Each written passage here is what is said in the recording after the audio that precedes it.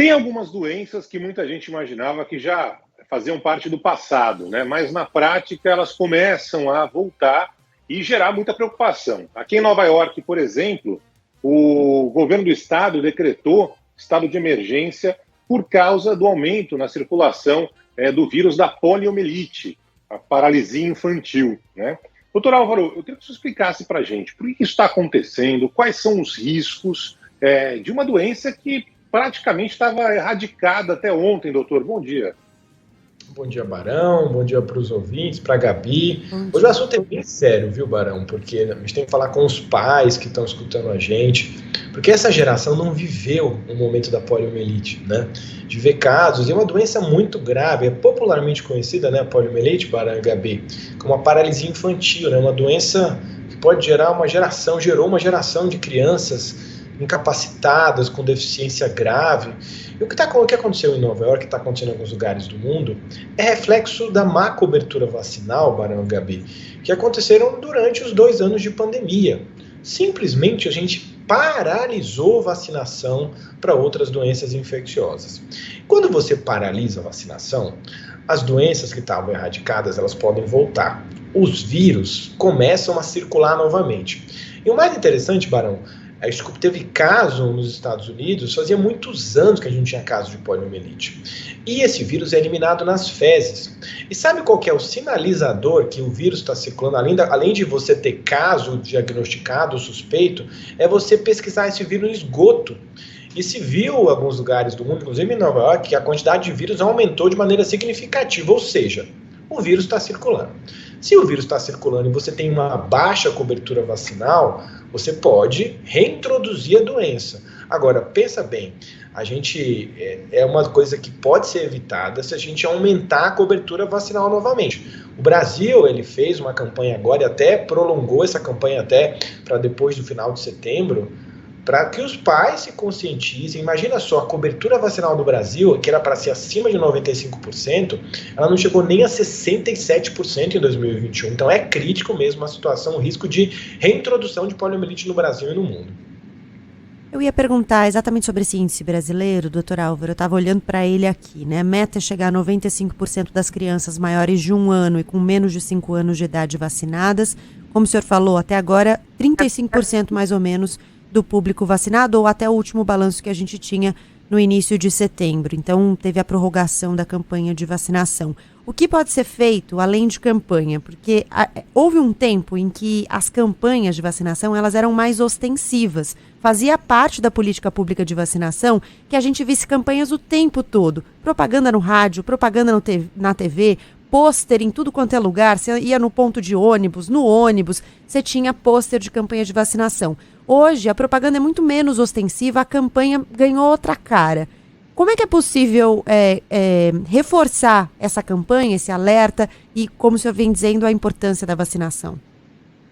Gabi, você tocou na ferida. Você simplesmente falou o que a gente precisa fazer e o que a gente deixou de fazer, que é divulgar essas campanhas de uma forma mais ostensiva, na televisão, no rádio, usar todas as plataformas de comunicação. A gente sentiu muita falta de comunicação social da gestão do Ministério da Saúde nos últimos anos, com relação à vacina, ou com a importância de vacina. A gente teve o momento da Covid, foi muito difícil a gente falar sobre imunização, ainda mais com uma vacina cheia de mitos, como foi a vacina contra a Covid, mas com a doença com pólio, a gente realmente diminuiu a atenção com relação às propagandas, à publicidade associada à imunização no Brasil. A gente precisa novamente retomar esse diálogo constante, porque senão a gente não vai ter uma cobertura vacinal alta para pólio. Como eu falei no começo da nossa conversa, essa geração dos pais talvez não tenha visto crianças com poliomielite, né? Uma situação muito grave. Então a gente tem que retomar de uma forma definitiva a comunicação social com a população para que as pessoas fiquem mais motivadas a tomar vacina. A gente fez uma campanha agora com números muito ruins, né? É uma tragédia anunciada a gente ter poliomielite no Brasil novamente, sendo que eu tenho uma vacina que é eficaz. Então, para a gente lembrar para os pais, se você tem aí crianças entre 2 meses e 4 anos, olhar a carteira. Se você não sabe ver carteira vacinal, não tem um pediatra próximo, leva no posto, manda alguém olhar essa carteirinha, aproveita o momento para atualizar a carteirinha não só para polio, mas para as outras doenças infecciosas, senão a gente vai entrar numa situação de risco, né? Com esse limiar de imunização, Gabi, a gente tem um alto risco de ter caso de poliomielite no Brasil novamente. O último caso é 1989, né? Então a gente não pode voltar a ter aquela situação de uma doença totalmente imunoprevenível. E é impressionante, né? Porque a gente tem falado muito de fake news, né? E nesse caso, a mentira pode causar consequências gravíssimas, né? O doutor Álvaro lembrou muito bem, uma faixa etária da população brasileira não conviveu com pessoas que tiveram esse problema, né? Eu vi muita gente, quando eu era jovem, evidentemente, na infância, com um problema de paralisia infantil. É um negócio terrível, você acaba prejudicando a vida de uma pessoa que poderia ter movimentações plenas se tivesse simplesmente recebido a vacina. E de um tempo para cá começou esse questionamento geral da vacina por causa de mentiras que foram espalhadas por pessoas que, sei lá, que interesse tem de causar o mal para o próximo, né? Porque o bem não pode ser. Então, doutor, para deixar muito claro, que tipo de problema a vacina pode causar, a vacina da poliomielite, e que tipo de benefício ela pode trazer, principalmente para a criança? Olha, Barão, você tocou também no outro aspecto que foi fundamental para orientar a população. De novo, tem alguns problemas relacionados à imunização da polio, mas eles são muito, muito inferiores com relação aos benefícios que a gente tem com relação a essa vacina, né? É uma doença muito grávida, pode dar um quadro de paralisia, alguns pacientes às vezes irreversível. Então, o paciente fica ali sequelado para o resto da vida.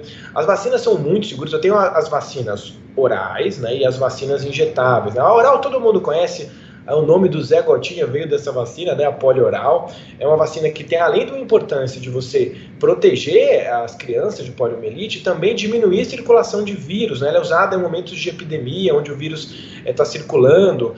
Basta ter um caso de polio que eu posso falar que é um surto de doença, né? Porque não tinha caso anteriormente. Foi por isso que Nova York decretou estado de emergência com relação à poliomielite, né? Então, total segurança com essas vacinas, não tenham medo de levar os seus filhos para serem imunizados, é importante para a proteção individual, mas também a imunidade de rebanho. A gente falou tanto isso na Covid-19, né? Você proteger para o vírus não circular e proteger outras crianças também. Então, não é para ter nenhum tipo de problema ou reticência ou medo para tomar essas vacinas. Levem seus filhos, é importante, a gente não quer ver mais casos de polio no Brasil, e vai ser muito triste, Barão, Gabi e ouvintes, se a gente começar a ter casos de poliomielite, uma doença totalmente imunoprevenível.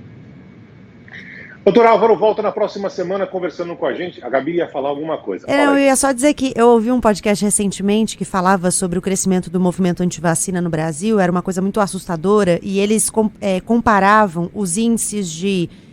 porque eles explicavam que... Os cientistas, né, explicavam que todo método de segurança contra qualquer coisa tem eventuais efeitos colaterais. Então ele explicava que, por exemplo, o cinto de segurança tem um índice, que eu não tenho ele na cabeça, de pessoas que morrem enforcadas com o cinto de segurança quando o carro dá uma freada brusca. Então, ao invés de proteger a pessoa morre. Só que esse índice é minúsculo e não tem nem comparação com a segurança que o cinto de segurança promove. E aí, a comparação que ele fazia é desse número com o número dos efeitos da vacinação da polio, e é mais fácil uma pessoa morrer enforcada pelo cinto de segurança do que ter um efeito colateral grave da vacina da poliomielite, contra a poliomielite. Então, esse número me chamou muita atenção, porque assim, ninguém está aqui rebatendo a importância de usar o cinto de segurança, né? Isso já está consolidado, pacificado. Muito bom, Gabriel. Minha grande questão é que o pessoal começa a levar a sério e começa a fazer esse tipo de levantamento, né? Porque é tão maluco o negócio, simplesmente tome a vacina. A geração passada simplesmente não teve caso de polio porque tomou a vacina. Estamos sobrevivendo aqui depois da Covid porque tomamos a vacina. Então, o pessoal fica tentando rebater argumento que eu sei lá de onde surge. É um negócio complicado, dá cada vez mais voz para mentira. É algo que faz parte nos últimos tempos, mas convenhamos, é simplesmente olhar os fatos. Doutor Álvaro, grande abraço para o senhor, na semana que vem a gente conversa. Valeu!